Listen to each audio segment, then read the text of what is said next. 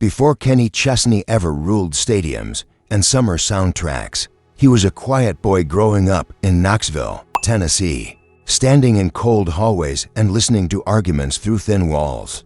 Born on March 26, 1968, Kenny was raised by his parents, David and Karen, who worked relentlessly to keep their home standing. But by the time he was 7, the silence in the house grew heavier than the words. His parents separated, and Kenny and his sister Jennifer stayed with their mother, trying to survive long winters where warmth was scarce and money was tight.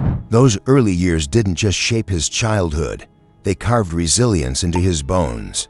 Everything changed at Christmas in 1980 when Kenny received a small guitar. That cheap instrument became his refuge. While others escaped into noise, Kenny escaped into sound. He spent countless nights alone, turning confusion, fear, and longing into music. By the time he reached Gibbs High School, he had learned that applause faded quickly, but music stayed. After graduating in 1986, he enrolled at East Tennessee State University, joined Lambda Chi Alpha, and played wherever he could. Crowds ignored him, money vanished quickly, but quitting felt worse than failing. In 1989, Kenny scraped together enough money to record his first demo.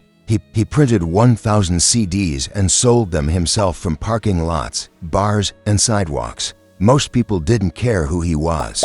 Still, he played. In the early 1990s, with nothing left to lose, he drove to Nashville carrying only his guitar and stubborn hope. Rejection greeted him at every door. In 1993, Capricorn Records gave him his first deal, then quickly shut down their country division. Just when the door opened, it slammed shut again.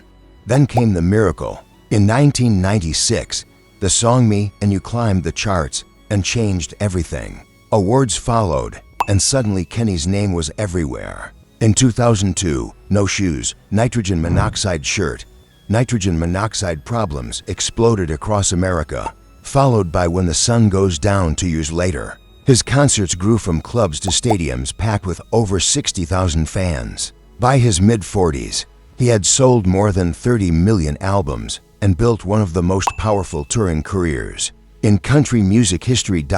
But fame carried a price. In 2000, a harmless moment turned into a national scandal involving Tim McGraw. Though both were cleared in 2001, Kenny learned that the spotlight could rewrite reality instantly. By the mid-2000s, bootleg merchandise flooded venues using his face without permission. He fought back not out of anger, but out of survival. Then in 2008, on stage in Columbia, South Carolina, Kenny's foot slipped into a hydraulic lift gap. His bones crushed inside his boot. He finished the show, but doctors later told him he nearly lost everything. From that night on, he never toured without medical supervision. In 2005, love briefly found him through Renee Zellweger. They married quietly in the Caribbean after meeting at a tsunami relief event, but their lives pulled in opposite directions. Fame suffocated the fragile space between them, and within months, the marriage ended. No public blame, only heartbreak wrapped in silence. 7 years passed before peace returned in the form of Mary Nolan in 2012. She didn't chase cameras, she brought stillness. Their relationship grew quietly, grounded in patience, loss, and understanding. Then in 2017, everything he built for peace was erased. Hurricane Irma destroyed Kenny's sanctuary in St. John, U.S. Virgin Islands, a place that once saved him from the noise of fame. 20 people hid inside his home as the storm tore it apart. They survived. The house did not. Instead of retreating, Kenny founded the Love for Love City Foundation, rebuilding homes, restoring power, rescuing animals, and delivering hope across the islands. In 2024, tragedy struck again when his closest island friend, Kenny Chesney, passed away. Kenny was never famous, but he was family. He stood beside Kenny through the ruins after Hurricane Irma and kept him grounded in the island's soul. Kenny did not issue statements or seek attention. He grieved quietly, carrying regret, gratitude, and loyalty in equal measure. Then in early 2025, loss returned with devastating speed. Brett James, one of country music's most gifted songwriters and Kenny's trusted creative partner, died suddenly in a plane crash at age 56.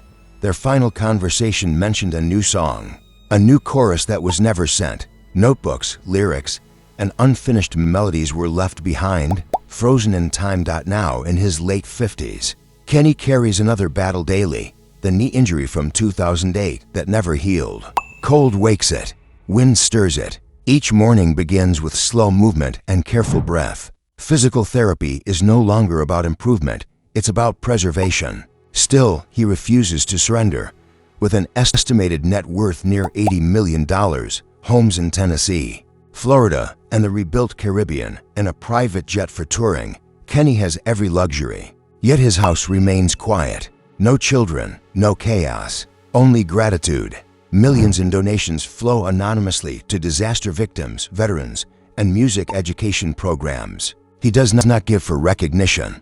He gives because once people gave him a chance. Today, Kenny Chesney no longer chases fame. He chases meaning. His mornings rise quietly. His music flows when the heart is ready, and the road only calls when purpose remains. His life reminds us that storms may break walls, but they reveal the unbreakable strength within us. Thanks for watching.